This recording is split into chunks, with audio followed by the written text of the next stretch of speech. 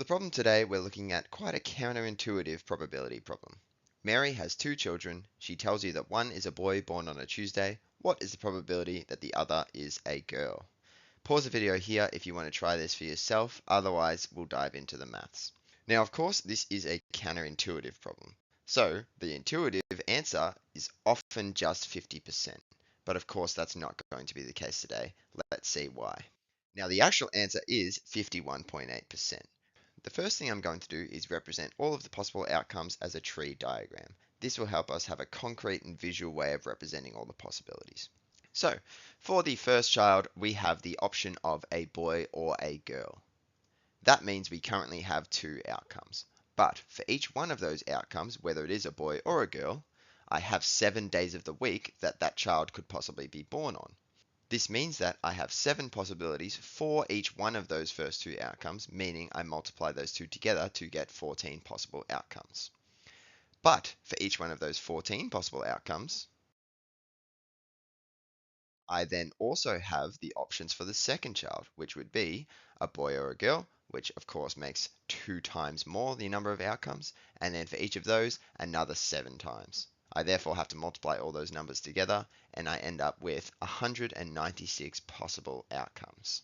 Now, I know that the probability of any event A could be calculated by the number of times A occurs over the total number of outcomes. Of course, this assumes, though, that each one of those outcomes has an equal probability. But we're not just working with a basic probability example. In this case, we're working with a conditional probability example.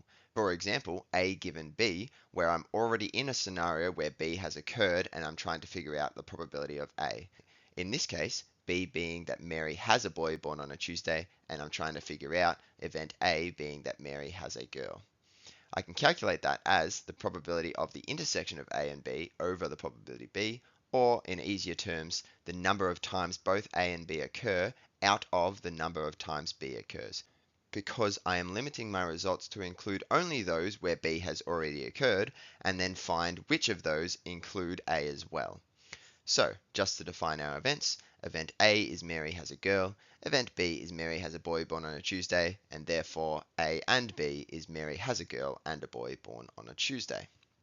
So that means that in my tree diagram, well, if I'm looking at the first child, for example, I must eliminate the fact that that first child is a girl, and then I can also eliminate all the days which aren't a Tuesday.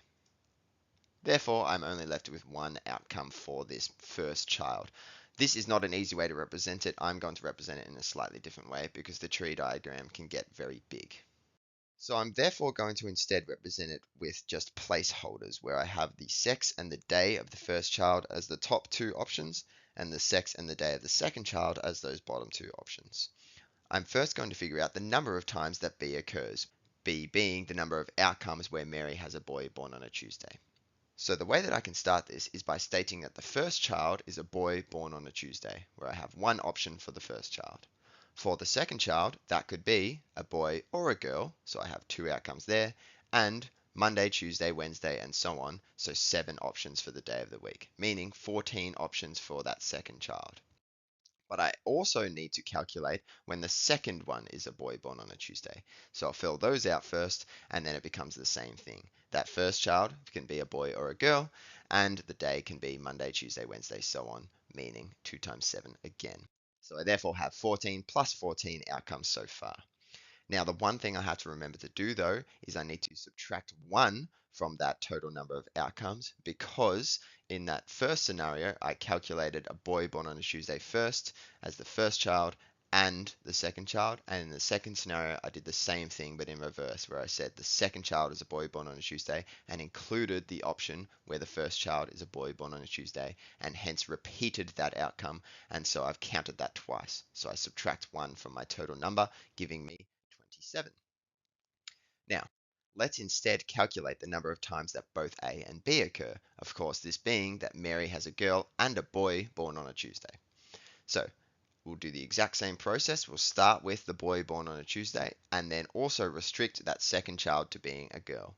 Of course, in this case, I have one option for the sex, but again, 7 options for the day, meaning I have 7 to start with, and then I do the same for the other direction. The second child is a boy born on a Tuesday. The first child must be a girl then, and another 7 options there. I therefore have a total of 14 options because I have 7 plus 7 options. So that probability of A given B becomes 14 on 27, and lo and behold, that is 51.8%. Now, that's all well and good. We saw how the maths works, but I can assume that a lot of you, just like me, are still kind of feeling, well, this doesn't seem to make intuitive sense to me, because I feel like, well, what's the probability that a child is a boy or a girl? Well, that should just be like 50%, right? Well, wrong. Let's have a look at why that is. Now, what I want to first do is clarify the semantics of the question. I want to make sure that we're not thinking about this in the wrong way. That wrong way being that Mary has a boy born on a Tuesday. What is the probability that the next child is a girl? That is the wrong way to think about this problem because, of course, the answer to that question is just 50%. Instead, we are specifically asking the question of, given that Mary already has 2 children, where at least one of them is a boy born on a Tuesday, but it could be either one of them, what is the probability that one of those 2 children is a girl?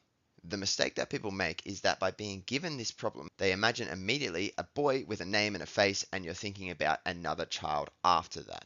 Of course, that is not the case here. We're actually talking about a completely nameless, faceless boy. That boy could be the first child or the second child or both. It could be referring to either one. So it doesn't matter which one is which. We are just talking about a nameless, faceless boy that could be in either position. That is probably where the counterintuition comes from. What I'm going to do then is introduce a slightly different problem that is a much more simplified version so that we can see how the probabilities come out in real life. Let's instead think of the problem of I have flipped 2 coins and one is a head. What is the probability that the other is a tail? Now, of course, this is much more simplified because I don't have anything like days of the week happening here. But of course, you can think of heads as boys and tails as girls. Now, the answer to this problem is actually 66.7%. Understanding why this is 2/3 is key to understanding why the other one is specifically 14 over 27. Now, if I do flip 2 coins, I have 4 possible outcomes. A head and a head and a tail and a head, and 2 tails. In the scenario where I'm saying I have flipped 2 coins and at least one is a head, of course, that discounts that 2 tails scenario. Obviously, therefore, I'm looking at what's left, which is 3 possible options, 2 of which include a tail, and hence my probability is 2 out of 3. Hopefully that makes a little bit more sense. But if this still is not helping you, you can actually do this yourself and try it yourself and you'll see how it comes out. Let's imagine I've flipped 2 coins many, many, many times. Of course, for me to be able to say that I have at least one head, I need to discount, I need to eliminate all the possibilities where I had 2 tails. So of course I immediately take out all of those results and I'm only left with the subset of those 2 flips that include a head. If you look at these subsets, and again you can try this yourself, count up the number of times where you get a tail. You will see that you will have many results that include a tail, and if you count up the number of times where you don't get a tail, that will actually be very likely about half the number of times where you got a tail. Of course, this is because there are 2 times as many ways as you can get a tail and a head versus 2 heads, because those 2 heads are the exact same scenario in either direction, meaning you can't count them twice. And of course, this is where the problem lies with the original scenario, that there is a tendency to think of the boy as a personified person. We have made no reference to a specific person. We're just saying at least one of them is a boy born on a Tuesday. And of course, the probability is just slightly different because we've included that separate variable of having a day of the week as well. Hope that makes sense, and I hope you learned a lot.